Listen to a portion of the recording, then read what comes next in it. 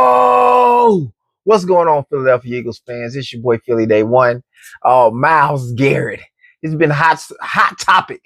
As far as the Philadelphia Eagles, man, we're told that the Philadelphia Eagles are so all in for this pick, for this trade, that we're willing to give up 3 first rounders for Myles Garrett. I'm hearing 3 first rounders. I seen something earlier where it was like 2 first rounders. But first rounders are first rounders. That's future. You know what I'm saying? It's hard for me to believe that we're that all in on Myles Garrett. Myles Garrett just came off a 5-sack game. But I don't believe that we're willing to give up 3 years of first round picks to acquire Myles Garrett. That's just me. But sources say that we out there for him. We all in on it. Also, A.J. Brown. A lot of talk has been to A.J. Brown, man. He actually put out something explaining kind of his emotions on how he's been feeling this season. And trade talks have been coming in for him as well. A lot of people, you've seen before, the Patriots have called Howie plenty of times. Howie shut it down plenty of times. And it's starting to become like a reoccurring topic of A.J. Brown being traded, where he can go and be the star, put up the numbers that he want to put up. So I think that's something that the team would be willing to do if A.J. Brown expressed that's what he wanted to do. So we're gonna talk to that, and we're gonna actually show you what he said, explaining his actions. Okay, Landon Dickerson. Jordan Mailata was mic'd up and caught Landon Dickerson's pre-game speech, and it's rugged, like Landon. Like it's rugged, just like Landon. And I love Landon Dickerson's pre-game speech. One of my favorites was the we don't pick the schedule, we don't pick the team, we don't pick the place. We know what I do choose.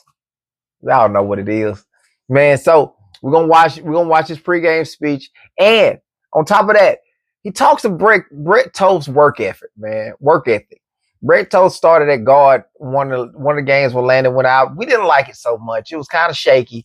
Then he didn't start when it was shaky, but he came in for Landon, and it was kind of shaky. I wasn't a fan of how he played in that game where he replaced Landon, but when he started, it was very good. Not only did that, Landon came back, and then he started for Cam Jurgens, and that was very good, to the point to where we're talking about him now. So I'm going to show you what he said about Brett Toth. Also, Jordan Mailata, man. Jordan Mailata had a great game. Way better than the game that he had before against the Giants. And him and Lane was talking about some of the edge rushers, and they got their clown on, man. They got their clown on. And you wouldn't believe what some of them said to Lane Johnson, the legend. They will sit there and say this to Lane Johnson. I'm going to play the video for you. For the main event. The last topic, man. Greg Cosell diagnoses our trade for Michael Carter, and he believes pretty much what I believe. But we're going to let him tell it to you. So, let's get it.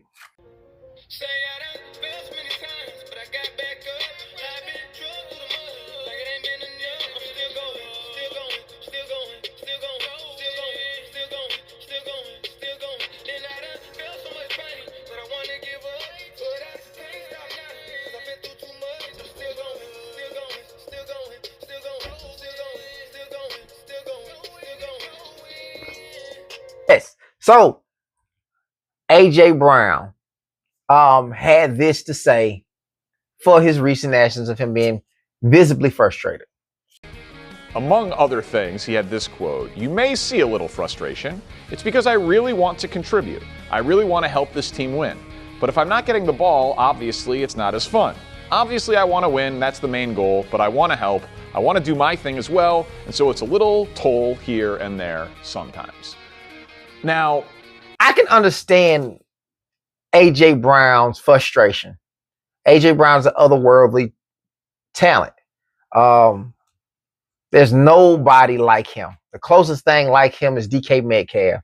If DK Metcalf could run routes, he would be A.J. Brown. You know, but as much as it hurts me to say it, if he's not fulfilled in his role here in Philly with us, we probably gonna have to let him go and let him go somewhere else, because winning is not enough for him. He's made it very clear. He wants to set his name in stone. He wants to go somewhere where he can not only win. You can't have both, in my opinion. In my opinion, you can't have both. You don't know a lot of people who had both. He wants to be the main focal point of the offense, and he would like to win as well. And we don't seem to move off of our values and what we set in place for our team to be successful. So I think that our time may be coming up with A.J. Brown. As hard as that is for me to say, because A.J. Brown just adds a different dimension to us as a team. And we're not asking him to play second fiddle.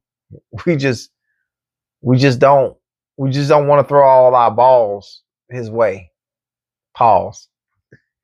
So, AJ, man, you know, whatever happens, man, I hope for you the best until you play us, you know. So, let's get into Landon Dickerson. Let's watch the video from Landon Dickerson's pregame speech. Hey, y'all heard Coach last night. Yeah. This ain't a revenge game. Yeah. This is about to be 60 minutes of ass whooping. Whoa. Let's beat boys up today. Whoa. Giants on 3. 1, 2, 3.